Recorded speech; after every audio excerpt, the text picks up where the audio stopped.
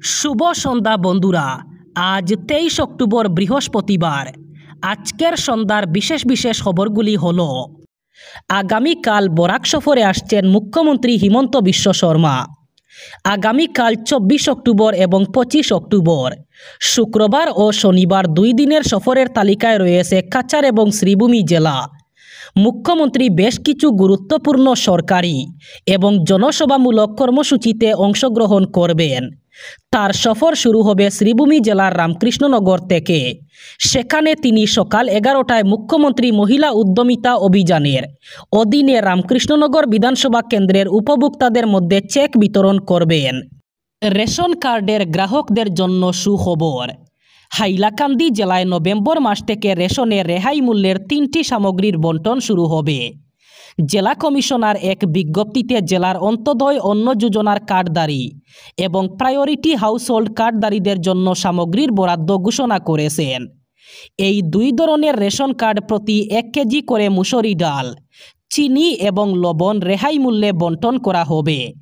November মাসের 1 তারিখ থেকে 10 তারিখের মধ্যে নির্ধারিত অন্ন সুরক্ষা সেবার দিনগুলিতে রেহাই মূল্যের সামগ্রীগুলি বণ্টন করতে রেশন দোকানিদের নির্দেশ দেওয়া হয়েছে। শ্রীভূমিতে পুলিশ বিভাগে বড় রদবদল। একসঙ্গে বদলি করা হলো জেলার 3টি গুরুত্বপূর্ণ থানার ওসিকে। নীলামবাজার, শ্রীভূমি সদর থানা এবং রামকৃষ্ণনগর থানার ইনচার্জের দায়িত্বভার এবার পরিবর্তন করা হয়েছে। একই সাথে পরিবর্তন করা হয়েছে কাঁঠালতলী পুলিশ ফাঁড়ির ইনচার্জকেও। নীলামবাজার থানার ওসির দায়িত্ব দেওয়া হয়েছে রামকৃষ্ণনগর থানার ওসি ইন্সপেক্টর লিটন নাথকে। রামকৃষ্ণনগর থানার ওসির দায়িত্ব দেওয়া হয়েছে শ্রীভূমি সদর থানার ওসি ইন্সপেক্টর তিলকচন্দ্র তেরনকে। শ্রীভূমি সদর থানায় পুনরায় ওসির দায়িত্বভার দেওয়া হয়েছে ইন্সপেক্টর যাদব ডেকাকে। বাজারিছড়া থানার অন্তর্গত কাঁঠালতলী ওয়াচপোস্টের ইনচার্জ রিন্টু গগৈকে পরিবর্তন করা হয়েছে। রিন্টু গগৈয়ের স্থানে দায়িত্বভার দেওয়া হয়েছে সাব ইন্সপেক্টর কানীন্দ্র নাথকে। নীলামবাজার থানার ওসি নিশিরঞ্জন দে এবং কাঁঠালতলী ওয়াচপোস্টের ইনচার্জ রিন্টু গগৈকে আপাতত জেলা সদরে অ্যাটাচ করা হয়েছে। একটি সূত্রে জানা গেছে ওসি নিশিরঞ্জন দেকে বহি জেলায় ট্রান্সফার করা হয়েছে। শ্রীভূমির সিনিয়র পুলিশ সুপার এক নির্দেশনায় এই বিষয়গুলি জানিয়েছেন। জনজাতিকরণ নিয়ে আন্দোলন থামছে না রাজ্যে। এবার জনজাতিকরণের দাবিতে আবার কাঁপবে নিম্ন আসাম। 1 লাখ জনতা কাঁপাবেন বঙ্গাইগাঁও।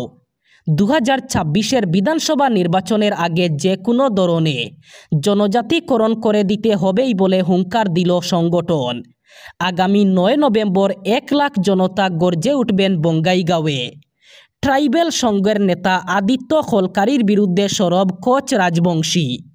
কোচ রাজবংশী ছাত্র সংস্থা এবং কোচ রাজবংশী সম্মিলনীর এই হুঙ্কার। জনজাতিকরণের দাবিতে আবার কেঁপে উঠবেন নিম্ন অসম। 1 লাখ জনতা কাঁপাবেন বঙ্গাইগাঁও। 2026-এর বিধানসভা নির্বাচনের আগে যে কোনো মতে জনজাতিকরণ করে দিতে হবে। 9 নভেম্বর এ নিয়ে আন্দোলনে নামবেন 1 লাখ জনতা। বরপেটা জেলা ও সত্র বিচারক দীপক ঠাকুরিয়ার আদালতে এক ঐতিহাসিক রায়।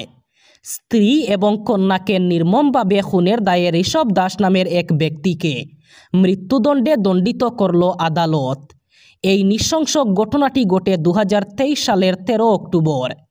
অভিযুক্ত ঋষভ দাস তার স্ত্রী বিনীতা দাস এবং উচ্চ মাধ্যমিকের ছাত্রী কন্যা হিয়া দাসকে কুঠার দিয়ে কুপিয়ে খুন করে।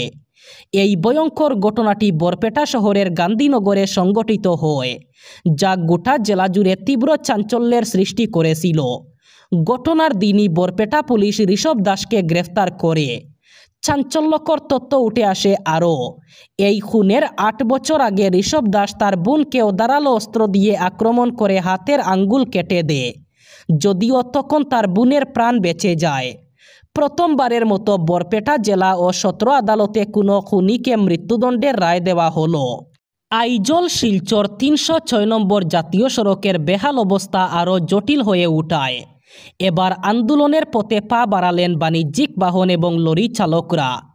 তারা আজ অর্থাৎ 23 অক্টোবর থেকে 4 দিনের কর্মসূচি নিয়ে কলাশিবে পথ অবরোধ আন্দোলন শুরু করবেন। আন্দোলনকারীদের তরফে স্পষ্টভাবে বলা হয়েছে জাতীয় সড়ক মেরামতির দায়িত্বে থাকা কেন্দ্রীয় সরকারের প্রতিষ্ঠান NHIDCL সম্মুখ গতিতে সংস্কার কাজ চালানোর ফলে এই পথে যানবাহন চলাচল ক্রমশই কঠিন থেকে কঠিনতর হয়ে উঠেছে। তারা বর্তমান পরিস্থিতির জন্য রাজ্য সরকারের উদাসীনতাকেও দায়ী করেছেন। পথ অবরোধ আন্দোলনের আহ্বানকারী মিজোরাম টিপার অ্যাসোসিয়েশন এবং বাণিজ্যিক যানমালিক ও চালকদের সংগঠন যৌথ সংগ্রাম কমিটি বলেছে, গত বর্ষার পর জাতীয় সড়ক মেরামতির যে কাজ হয়েছিল তা কার্যত কোনো সুফল দেয়নি। বেহাল পথের জন্য স্থানে স্থানে প্রতিনিয়ত যান দুর্ঘটনা ঘটছে, অথচ মিজোরামের জীবনদায়ী এই পথ স্থায়ীভাবে সংস্কারের জন্য অনেক দিন আগে কাজ হাতে দেওয়া হলেও এত মন্তর গতিতে হচ্ছে যে কবে তা শেষ হবে সেটা পুরোপুরি অনিশ্চিত।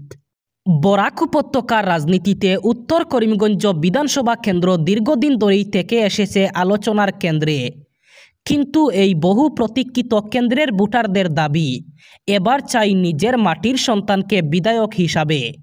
উন্নয়নের বঞ্চনায় ক্ষুব্ধ জনতা মনে করছেন বহিরাগত নেতৃত্ব দিয়ে এই এলাকার প্রকৃত সমস্যার সমাধান সম্ভব নয়।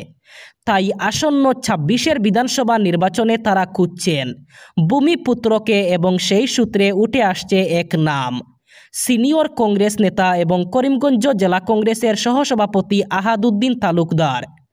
বিগত কয়েক বছর ধরে এলাকার জনসংযোগে ব্যস্ত আহাদ তালুকদার গ্রাম থেকে গ্রামে ঘুরে মানুষের দুঃখ দুর্দশা শুনছেন, উন্নয়নের প্রতিশ্রুতি দিচ্ছেন। চরগুলা, মহাকল, লামাজুয়ার, শ্রীগৌরী, বসলা থেকে পাতারকান্দির প্রতিটি অঞ্চলে তার এখন নাম আলোচনায়। এলাকাবাসীর একাংশ ইতিমধ্যেই প্রদেশ কংগ্রেস সভাপতি সাংসদ গৌরব গগৈ এবং দলের হাইকমান্ডের কাছে আবেদন জানিয়েছেন উত্তর করিমগঞ্জের ভূমিপুত্র আহাদ তালুকদারকেই দিন কংগ্রেসের টিকিট।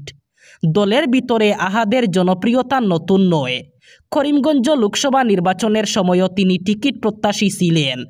দল থেকে মনোনয়ন না দিলেও তিনি অসন্তোষের পথে যাননি, বরং কংগ্রেসের পতাকা উঁচিয়ে নিরবচ্ছিন্নভাবে দলের জন্য কাজ করে গেছেন। কেন্দ্রীয় দূষণ নিয়ন্ত্রক বোর্ডের ওয়েবসাইটে পাওয়া তথ্য অনুযায়ী গতকাল সকাল ৭টা নাগাদ দিল্লির গড় AQI রেকর্ড করা হয়েছে ৩৪৫, যা খুবই খারাপ শ্রেণীতে পড়ে। শহরের মোট ৩৮টি পর্যবেক্ষণ কেন্দ্রের মধ্যে ৩৪টি রয়েছে রেড জোনে। বেশিরভাগ এলাকাতেই বাতাসের গুণমান খুব খারাপ থেকে ভয়ঙ্কর পর্যায়ে।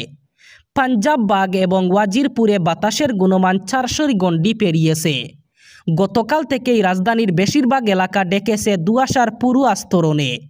মঙ্গলবার অবশ্য দিল্লিতে বায়ুর গুণমান সূচক অতি ভয়ানক পর্যায়ে ছিল। মঙ্গলবার সকাল ৭টায় দিল্লির বাতাসের গড় বায়ুর গুণমান ছিল ৪৫১, যা জাতীয় গড়ের তুলনায় ১.৮ গুণ বেশি। সেই তুলনায় বুধবার পরিস্থিতির সামান্য উন্নতি হয়েছে।